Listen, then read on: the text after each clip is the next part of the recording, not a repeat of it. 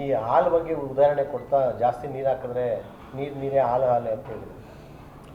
ಇದು ಗಾದೆ ಮಾತು, ವೇದ ಸುಳ್ಳಾದರೂ ಗಾದೆ ಸುಳ್ಳಾಗಲ್ಲ ಅನ್ನೋದೈತೆ.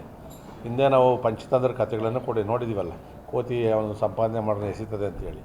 ನಾವು ಎಷ್ಟೇ ಮಾಡಿ ಹಾಲಿಗೆ ಬೆರಕೆ ಮಾಡಿದ್ರೆ ಅದು ಅಮೃತ ಅಂತೇಳಿ ನಾವು ಪೂಜೆ ಮಾಡೋಂಥರ ಅದರದ್ದು. ಸೊ ಅದರಲ್ಲಿ ಏನಾದರೂ ನಾವು ಹಾಲು ಬೆರಕೆಗೆ ನೀರೇನಾದರೂ ಬೆರಕೆ ಮಾಡಿದ್ರೆ, ಇಲ್ಲ ಬೇರೆ ಏನಾದರೂ ಯೂರಿಯಾಗಳನ್ನೆಲ್ಲ ಮಿಕ್ಸ್ ಮಾಡ್ತಾರೆ ಅಂತೇಳಿ, ಖಂಡಿತ ಕೂಡ ಅವ್ನಿಗೆ ದುಡ್ಡು ಬರ್ಬೋದು, ಆದರೆ ಅವ್ನ ಮನೇಲಿ ಕಾಯಿಲೆ ಬರ್ತದೆ. ಏನು ಸಂಪಾದನೆ ಮಾಡ್ತಾನೆ ಅದಕ್ಕೆ 2ರಷ್ಟು ಖರ್ಚಾಗ್ತದೆ ಅದು.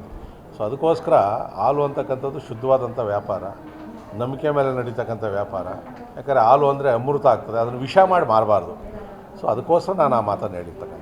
ಶಾಸಕರು ಆಹ್ವಾನ ಮಾಡಿದ್ರು ತಾರತಮ್ಯ ಆಗಿದೆ ಅಂತೇಳಿ ಈ ಅಧಿಕಾರಿಗಳ ನಿರ್ಲಕ್ಷ್ಯ ಇಲ್ಲ, ಅದು ನಾನು ನೇರವಾಗಿ ಮಾತಾಡಿದೆ.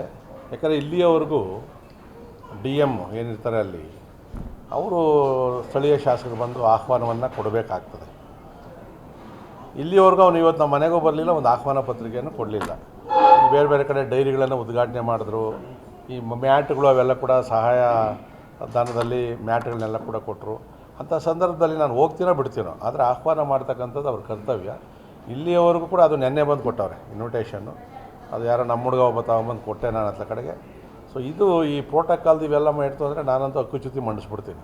ಯಾಕಂದರೆ ಒಂದು ಸರಿ ಹೇಳಿದ್ದೀನಿ, ತಿರ್ಗಾ ಹಂಗೇನೋ ಮಾಡ್ತು ಅಂದರೆ ನಮ್ಮ ಹಕ್ಕುಗಳಿಗೆ ಚ್ಯುತಿ ಬಂತು ಅಂದರೆ ನಮಗೆ ರಕ್ಷಣೆ ಕೊಡೋದಕ್ಕೆ ಅದಕ್ಕೆ ಒಂದು ಕಮಿಟಿ ಐತಿ. ಅದರಲ್ಲಿ ಅದೊಂದು ಸಾರಿ ಬಂದಮೇಲೆ ಅವ್ರಿಗೆ ಗೊತ್ತಾಗ್ತದೆ ಏನು ಅಂತೇಳಿ. ಸೊ ಅದನ್ನು ಸೂಚ್ಯವಾಗಿ ಹೇಳಿದ್ದೀನಿ.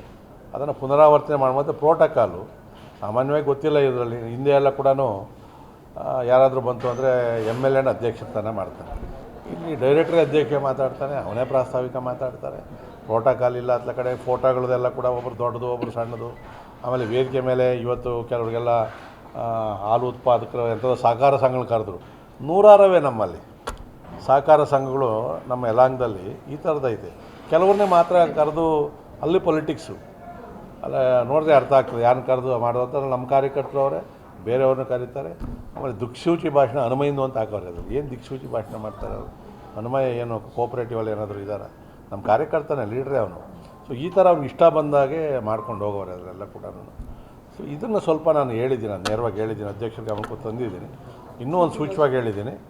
ಇದಾದಮೇಲೆ ಮುಂದಕ್ಕೆ ಏನಾಯಿತು ಅಂದರೆ ನಾನು ಏನು ಮಾಡಬೇಕು ಅಂತಲೂ ಕೂಡ ಹೇಳಿದ್ದೀನಿ. ಅದನ್ನು ಮಾಡ್ತೀನಿ. ಕಾರ್ಯಕರ್ತರು ಮಾತಾಡ್ಕೊಳ್ತಾ ಇದ್ದಾಗ ಸ್ಫೋಟ ಆಗಬೇಕಿತ್ತು ಸರ್, ಅಂದರೆ ಅಸಮಾಧಾನ ಕಂಟ್ರೋಲ್ ಮಾಡ್ಕೊಂಡಿದ್ರು ಸರ್.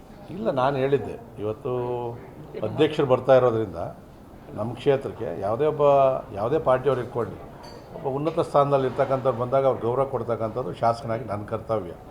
ಪೊಲಿಟಿಕಲಿ ಬಂದಿದ್ದರೆ ಬೇರೆ ಥರ ಆಗಿರೋವಂಥದ್ದು. ಈಗ ಅವರು ಏನಾದರೂ ಕಾಂಗ್ರೆಸ್ ಪಕ್ಷಕ್ಕೆ ಜಯ ಅಂದಿದ್ರೆ ನಾವು ಶುರು ಹಚ್ಕೊತ ಇದ್ವಿ.